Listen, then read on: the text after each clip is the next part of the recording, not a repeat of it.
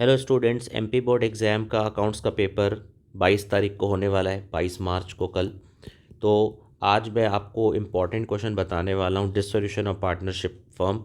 और ये है इसका 4 नंबर का वेटेज। देखिए इसमें से बिल्कुल चीज़ें फिक्स है क्या आएंगी थ्योरी।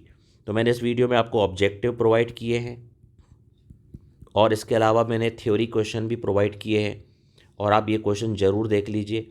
और हमेशा मैं बोलता हूँ कि आपको जो भी आंसर देखना है वो आप अपनी बुक से देखिए, आपको सारे आंसर बुक से मिल जाएंगे। और अगर इसके बाद भी कोई दिक्कत हो तो आप मेरे को कमेंट सेक्शन में बताइए। चलिए बिना देरी के शुरू करते हैं।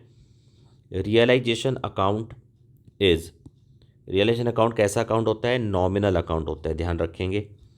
Eight the time of dissolution of firm the accumulated profits and reserves are transfer to partners capital. याद रखिएगा ये एक ऐसा क्वेश्चन है जिसमें सबका आंसर पार्टनर्स कैपिटल है। मतलब चाहे एडमिशन चैप्टर हो, चाहे रिटायरमेंट चैप्टर हो, चाहे डेथ चैप्टर हो, चाहे चेंज इन पीएसआर हो, ये जो रिजर्व लिखा हुआ है, एक्यूमुलेटेड प्रॉफिट लिखा है, ये पार्टनर्स कैपिटल में ही ट्रांसफ़र होते हैं। ठीक है, किसी और अकाउंट में ट्रांसफ़र नहीं होते। Eight the time of dissolution of firm the bank overdraft account. पहली बात, बैंक ओवरड्राफ्ट लाइबिलिटी है, और ये कैसी लाइबिलिटी है? एक्सटर्नल लाइबिलिटी है। तो एक्सटर्नल लाइबिलिटीज़ को कहाँ ट्रांसफ़र करते हैं? रियलाइजेशन अकाउंट में ट्रांसफ़र करते हैं। एक्सप्लेनेशन भी देते जा रहा हूँ। On dissolution of firm on which value the assets are transfer to realisation account.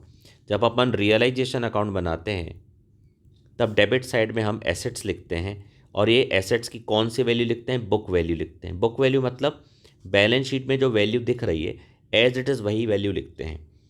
तो यहाँ पर आंसर क्या होगा इसका? Book value. ठीक है, चलो next.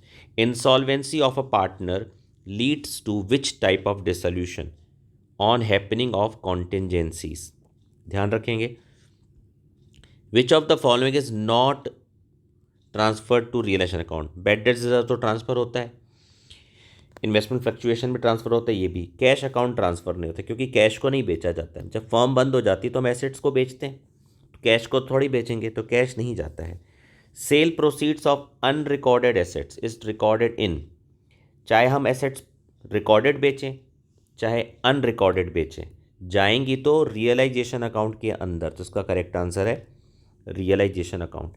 Realisation account is a kind of nominal account. Dissolution of a firm leads to, यानी फर्म अगर बंद हो गई तो पार्टनरशिप भी खत्म, dissolution of partnership.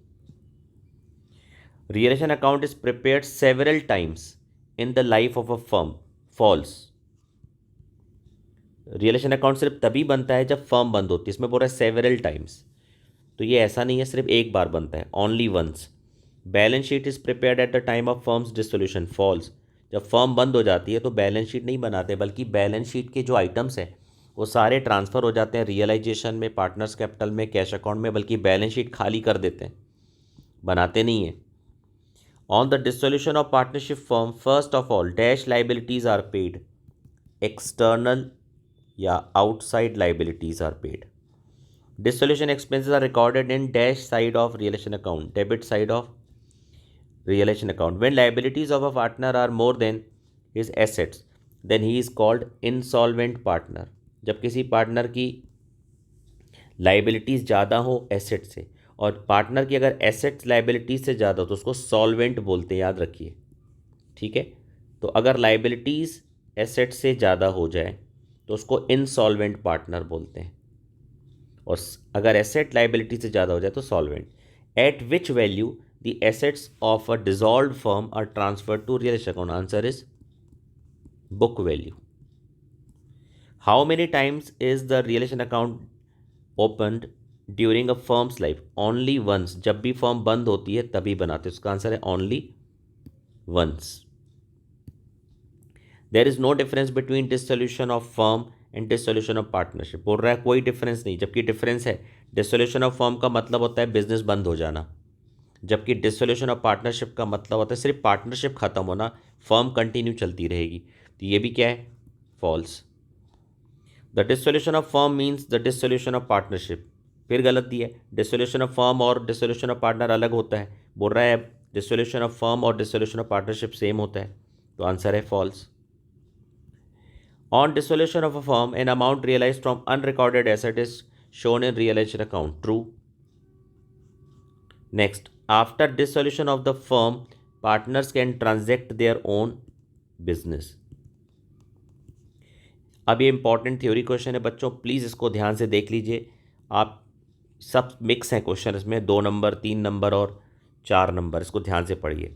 Definition of dissolution of partnership firm, याद रखिए definition section 39 Indian partnership act 1932 में दी गई है, और आप ये बुक से देख लिए, बट सेक्शन जरूर याद रख लीजिए कि सेक्शन 39 में बताया गया।